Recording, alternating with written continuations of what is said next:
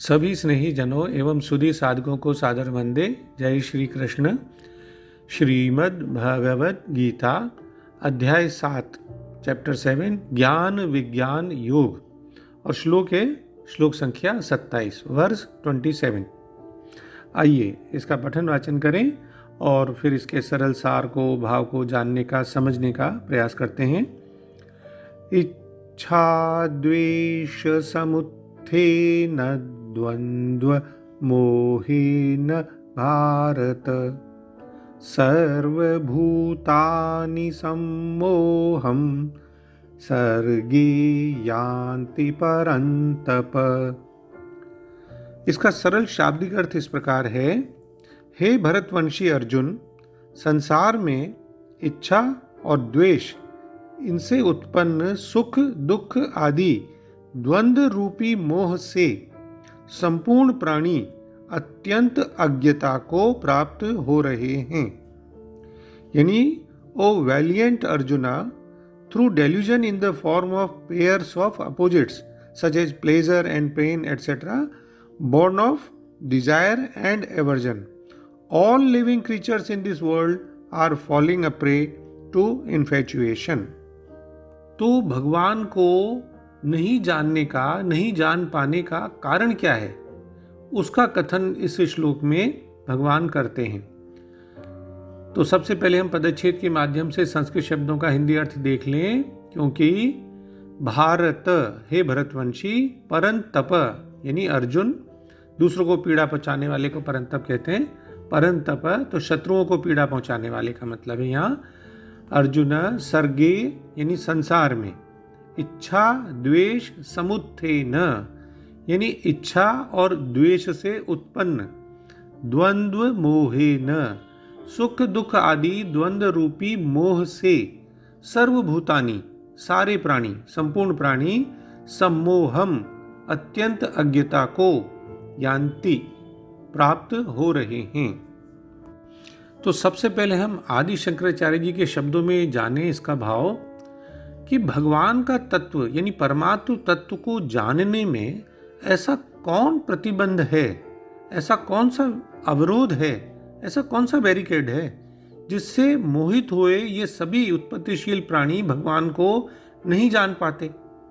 तो इस पर भगवान कहते हैं कि इच्छा और द्वेष इन दोनों से जो उत्पन्न होता है ना, उसका नाम इच्छा द्वेष समुत्थ है और उससे प्राणी मोहित होते हैं। तो ये इच्छा द्वेष समुत्थ है कौन, क्या है ये?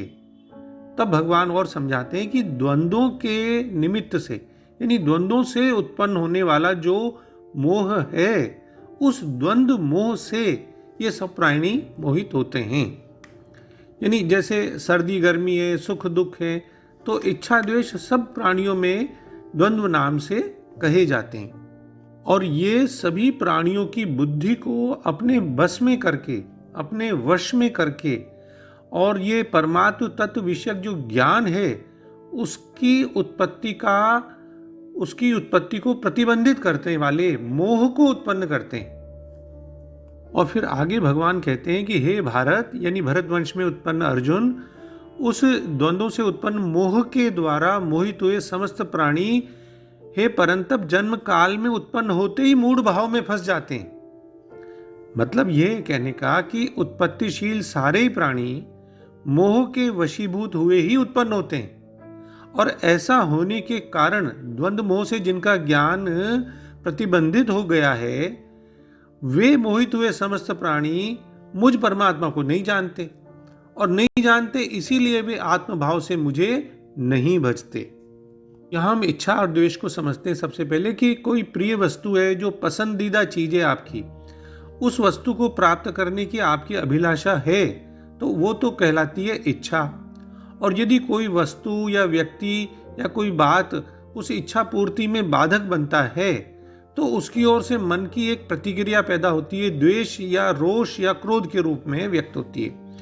तो एक तरफ इच्छा और एक तरफ द्वेष, एक तरफ पसंदगी और एक तरफ नापसंदगी, इन दोनों की दो पावर्स हैं, इन दोनों की शक्तियों के बीच में एक शक्ति परीक्षण चलता रहता है। और ये दुर्भाग्यशाली जीव प्राणी छिन्न भिन्न होकर एक मरणासन्न प्राणी की तरह असह्य पीड़ा को भोगता रहता है। एक साइकोलॉजिकल फैक्ट है कि नेचुरली कोई भी व्यक्ति जो पसंदगी चीज होती है उसकी तरफ आकर्षित होता है, यानी प्रिय की ओर तो प्रवृत्ति होती है, और द्वेष यानी जो नापसंद है चीज उसकी तरफ से निवृत्ति में व्यस्त रहता है कि भाई ये चीज हट जाए मेरे सामने से या मुझे परेशान नहीं करे। तो अनुकूलता और प्रतिकूलता, अनुकूलता अच्छी लगती है और प्रतिकूलता बुरी लगती है। तो इस प्रकार वह व्यक्ति बहुत ज़्यादा व्यस्त और भ्रमित हो जाता है पूरे जीवन में इन दोनों के बीच में, तो पूर्णतया भ्रमित होकर थक जाता है और ये मन में डिस्टर्बेंस पैदा करते हैं, एक चर्निंग पैदा करते हैं। दो छोर हैं ये जिनके बीच में पूरा जीवन हमारा निकल जाता है। तो मन में उत्पन्न होने वाला ये जो डिस्टर्बेंस है ये दिन प्रतिदिन फिर अशांति को बढ़ाता रहता है। और जब इतना अशांत मन होगा तो मनुष्य अपने सत्य स्वरूप का दर्शन कैसे कर सकता है? परमात्म तत्व को जानने का क्या रहा उपाय? एकमात्र उपाय है मन को संयमित करके उसके जो डिस्टर्बेंसेज के कारण हैं उन पर पूर्ण विजय प्राप्त करना। देखा जाए तो अधिकांश धर्मों में जो आध्यात्मिक साधनाएं बताई जाती हैं उन सब का प्रयोजन केवल मन को पूर्णतया शांत करने का ही है। तो परम शांति तभी मिलती है जिसे हम आत्म अनुभूति भी कह सकते हैं, आत्म प्रकाश, परमानंद, जो कि आत्ममिलन के क्षण पर आता है।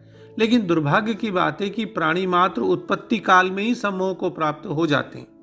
एक तरह से यहाँ भगवान श्री कृष्ण के कथन में करुणा व्यक्त होती है और गीता में व्यक्त किए गए भगवान के संदेशों उपदेशों की ये महिमा है कि जो है मोह और भ्रम इनमें फंसे हुए, विपरीत ज्ञान में फंसे लोगों को उस मोह जाल से, भ्रम जाल से निकालकर पूर्णानंद में विहार कराने का प्रयास गीता के उपदेश करते हैं।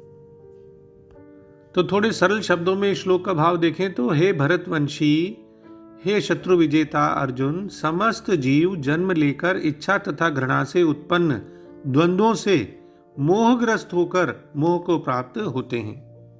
तो जो पिछले श्लोक में भगवान ने ये कहा कि मुझे कोई भी नहीं जानता, तो भगवान को नहीं जानने में मुख्य कारण क्या है उसका उत्तर इस श्लोक में आ जाता है कि हे भरतवंशी अर्जुन, इच्छा और द्वेष से उत्पन्न होने वाले द्वंद्व रूपी मोह से मोहित संसार के संपूर्ण प्राणी मूढ़ता को प्राप्त हो रहे हैं। सरल शब्दों में इच्छा द्वेष समुत्थेन इसका अर्थ समझें तो इच्छा और द्वेष से जो द्वंद्व मोह पैदा होता है उससे मोहित होकर प्राणी भगवान से बिल्कुल विमुख हो जाते हैं।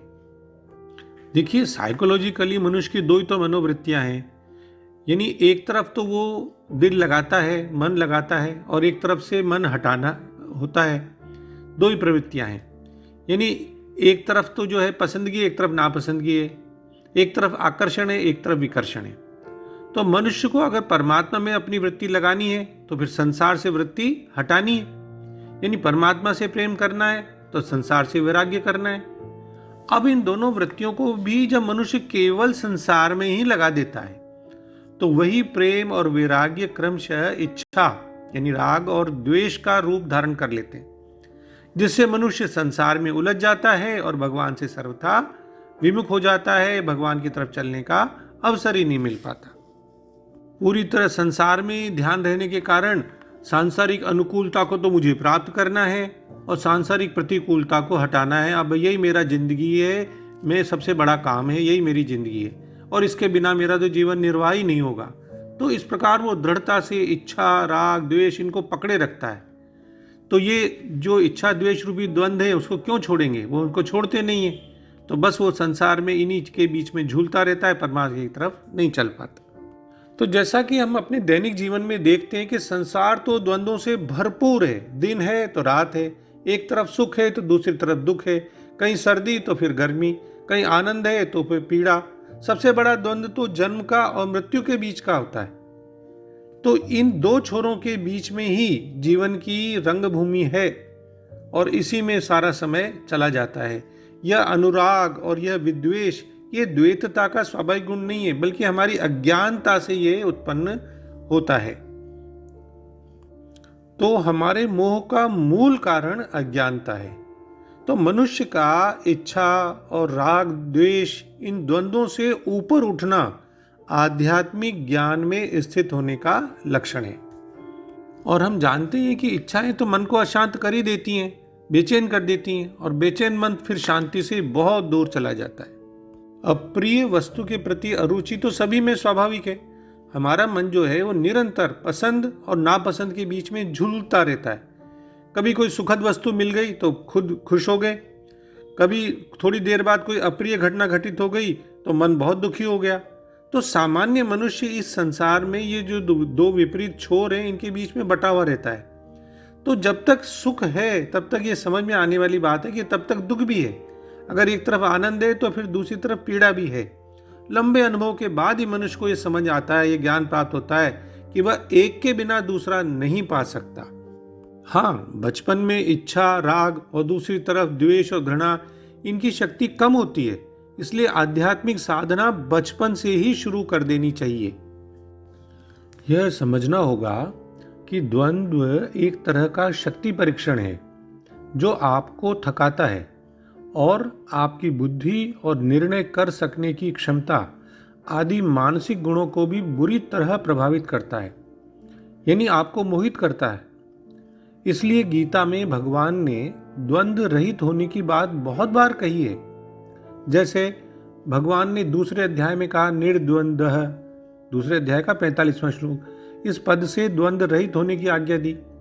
फिर 5वें अध्याय का 3रा श्लोक, निर्द्वंद्व पुरुष सुखपूर्वक मुक्त होता है, निर्द्वंद्वो ही महाभाव सुखम बंधात प्रमुच्यते। फिर 15वें अध्याय के 5वें श्लोक में द्वंद्वैर विमुक्ता सुख दुख संज्ञैर गच्छन्ति मूढ़ा पद्मव्यंतत, यानी सुख दुख आदि द्वंद्वों से रहित होकर भक्तजन अविनाशी पद को प्राप्त होते हैं। फिर 3रे अध्याय के 34वें श्लोक में भगवान ने द्वंद्व को मनुष्य का खास शत्रु बताया। और अभी इस श्लोक में हम देखते हैं कि भगवान कहते हैं, हे शत्रुओं का पीड़न करने वाले भरतवंशी अर्जुन, अभिलाषा और द्वेष से उत्पन्न जो द्वंद्वात्मक मोह है उससे इस सृष्टि में समस्त जीव मूढ़ता को प्राप्त होते हैं, यानी मोह में फंस जाते हैं। और इसी अध्याय के अगले श्लोक में 28वें श्लोक में भगवान कहते हैं कि जो द्वंद्व मोह से रहित होते हैं वे दृढ़ व्रती होकर भगवान का सब प्रकार से भजन करते हैं। तो इन रूपों से भगवान ने द्वंद्व के बारे में बताकर हमें उससे मुक्त होने का संदेश दिया है। अंत में हम डॉक्टर राधा कृष्णन जी के सरल शब्दों में इस पूरे श्लोक का भाव पुनः देख लें कि हे भारत यानी अर्जुन, हे शत्रुओं को जीतने वाले हे अर्जुन, सब प्राणी इच्छा और द्वेष के कारण उत्पन्न हुए द्वैत के वश में होकर मोह अर्थात भ्रम में पड़ जाते हैं। जय श्री कृष्ण। ओम श्री कृष्णार्पणमस्तु। डॉक्टर BK शर्मा के प्रणाम और किसी भी भूल अथवा त्रुटि के लिए क्षमा। सर्वे भवन्तु सुखिनः, सर्वे सन्तु निरामया।